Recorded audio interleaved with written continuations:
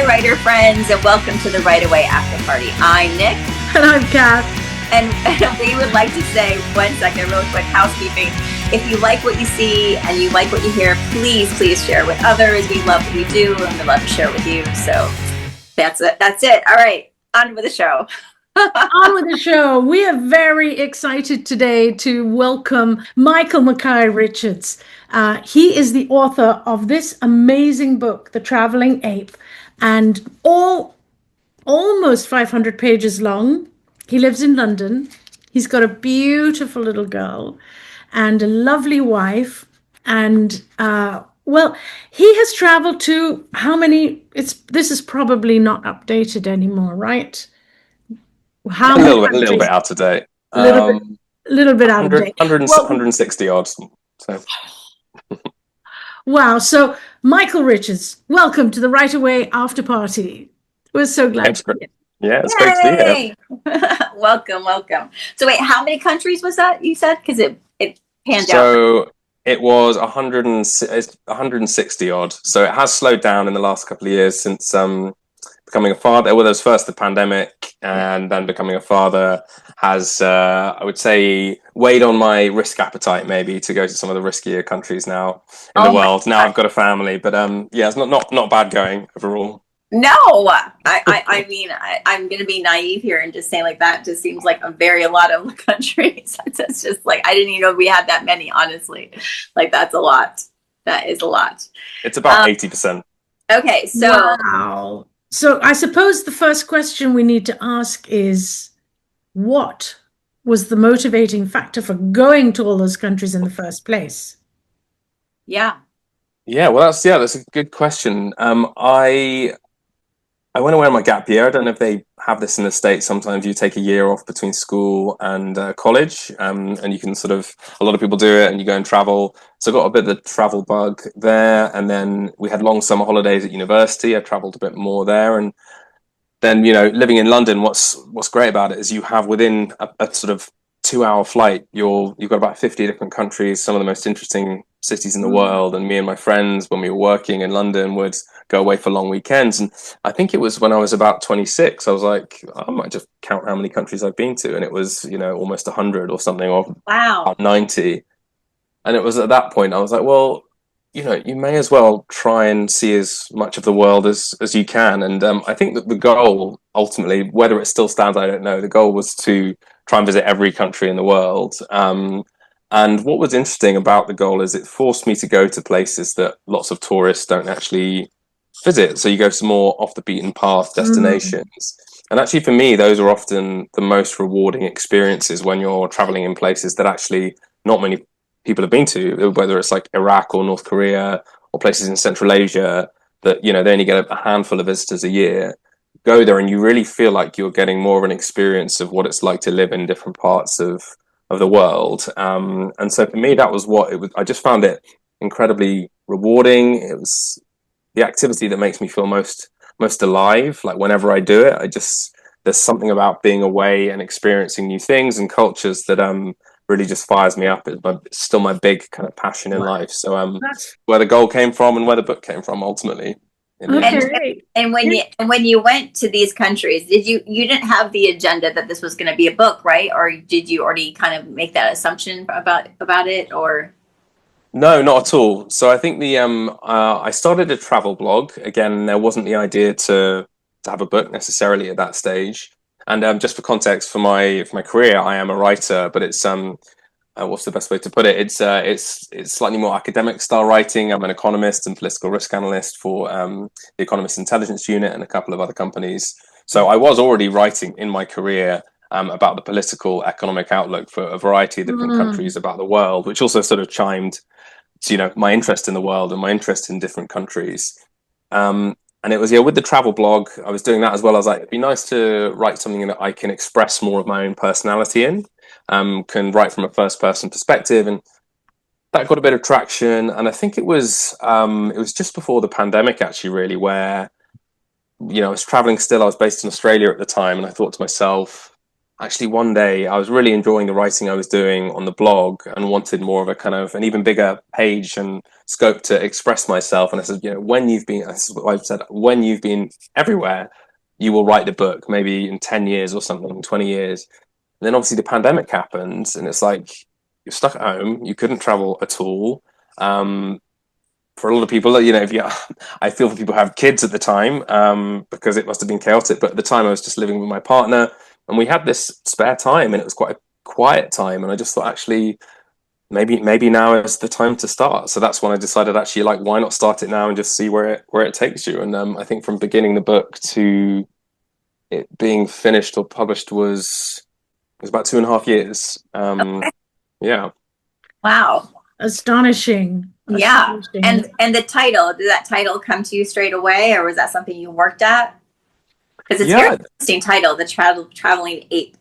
The Traveling Ape, yeah. Well, that was when I was starting the travel blog, and I had, and I still have, but I'm not so active on it anymore, an Instagram account. And I was trying to think of something that was, a bit different. And the name The Traveling Ape, I can't remember. I think I was reading a book about primates, about gorillas, essentially, and how they kind of were linking the behaviors from gorillas to humans because we're 99% of the same DNA as them. And I was like, oh, well, I suppose I'm still an ape who likes to travel, and that's where the name came from. And someone helped me out with the logo, which I think is pretty cool, and it kind of stuck in the end. So that was all a while ago. But yeah, it's just it seems very set in stone now. But obviously there was a time when none of that existed, so it was all part of the process. Oh, I love that.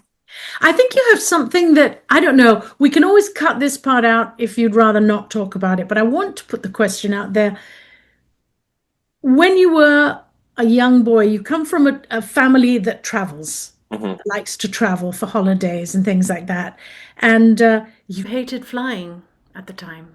How did you change? Would you be willing to share that with people who are afraid to travel?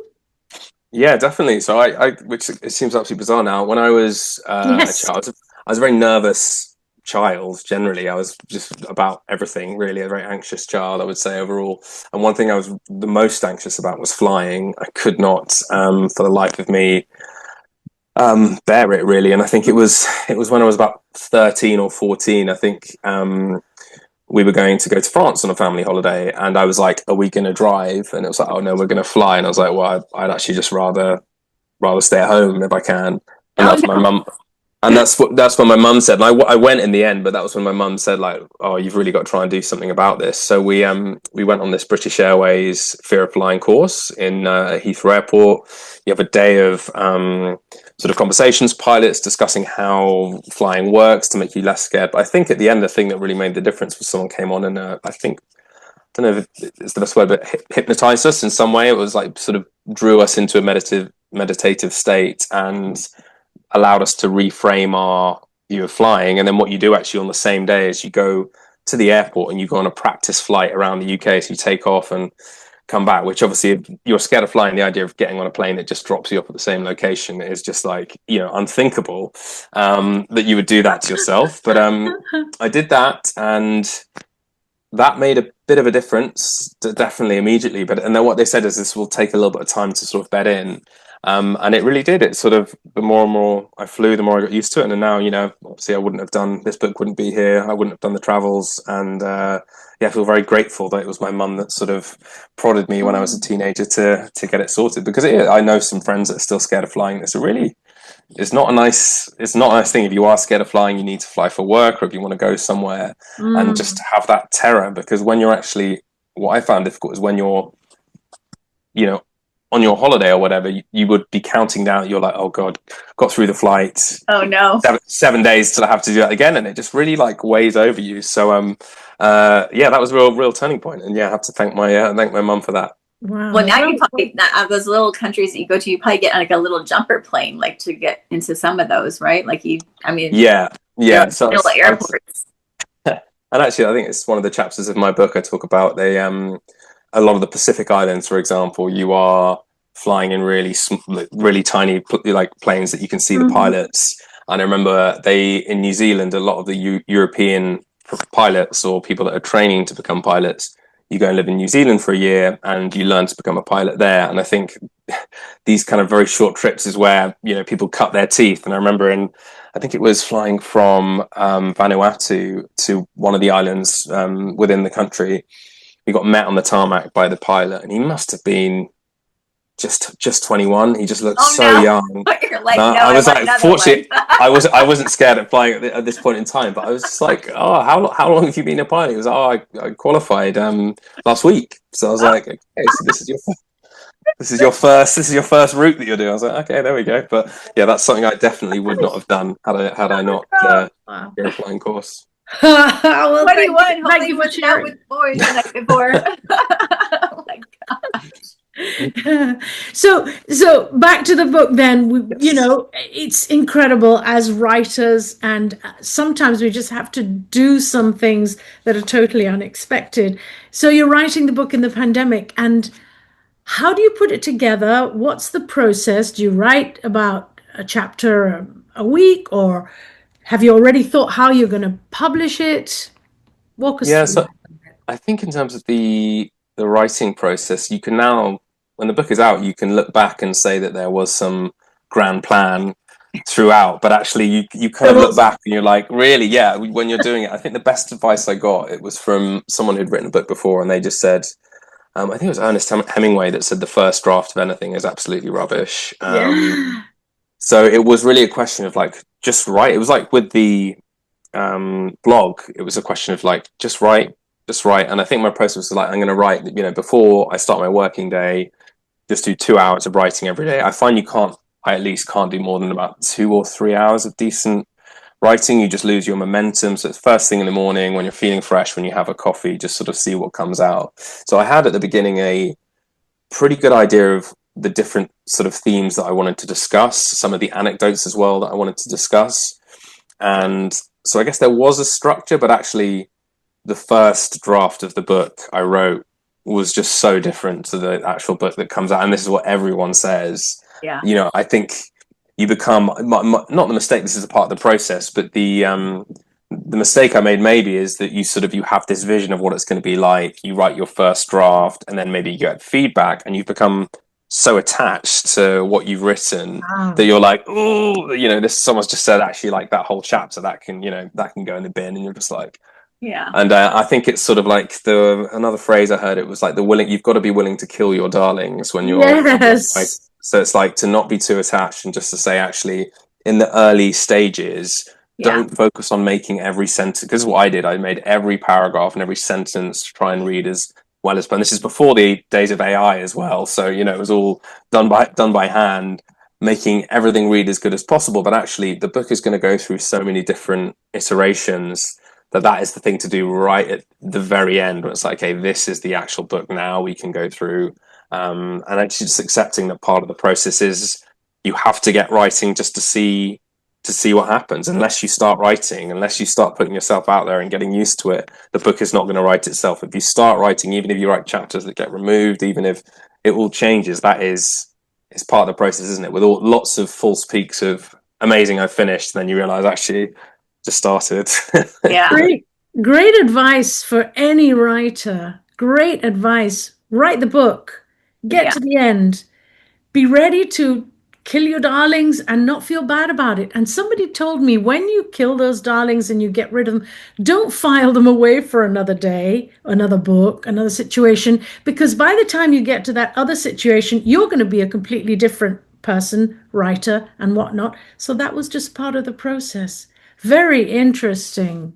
Yeah. And I love the idea. Like, I always think about the word revision. You know, revision means reimagining in a way, you know, like you have to reimagine everything that you're doing. So I think that it gets lost sometimes, the idea of revision.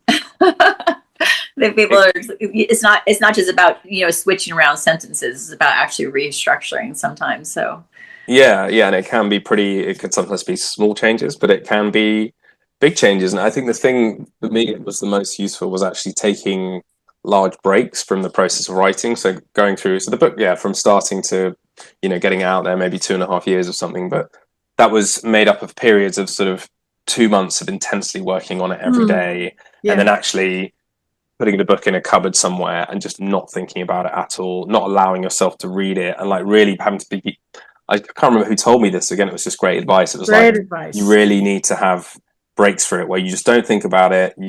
Because once you get too close to the text, like you can't see the wood from the trees, you don't know what's good, don't know what's bad, it doesn't even make sense to you. So like you can put it away, leave it for 2 or 3 months, then you come back to it and you read it anew, and actually immediately you know again what this bit's good, or and the other bits actually like this doesn't quite work. And I think it's sort of counterintuitive that part of the process and actually of making progress is to do nothing, which is like I must finish this book as quickly as possible, or I must get it out there. It's like, no, actually part of the process is going to be doing nothing and just forgetting about it and living your life, and then seeing what happens. It's done really well on Amazon, hasn't it? Yeah. I think I've passed around 3,000 sales. Put the audiobook out a few months ago as well, which was a fun process to record, and that's doing quite well as well. And like, to be honest, it was when I wrote the book, you always hope that some people will enjoy it and some people will like it, but as much of anything, it was like you're doing it for yourself, really. You want to put something out there that you're proud of, that reflects you, that for the rest of your life you can have it somewhere. It's like, wow, I went through that process and produced something that I'm really proud of for me, and if anyone else likes it, fantastic. And actually that's been super rewarding, getting people messaging and emails and the reviews online, all that kind of stuff. That's always great, and it's quite surprising almost. You're like, oh well, this book is still out there, it's still selling, people are enjoying it, and that's fantastic. But even if it hadn't done as well as it had, there would be no regrets about writing it, because it was such a brilliant process. Yeah. And somehow time slipped away from us, and I have so many questions. Would you be willing to do another segment time wise? Are you okay? 15? Okay, we'll just stop the recording here. Okay. Come back for part 2.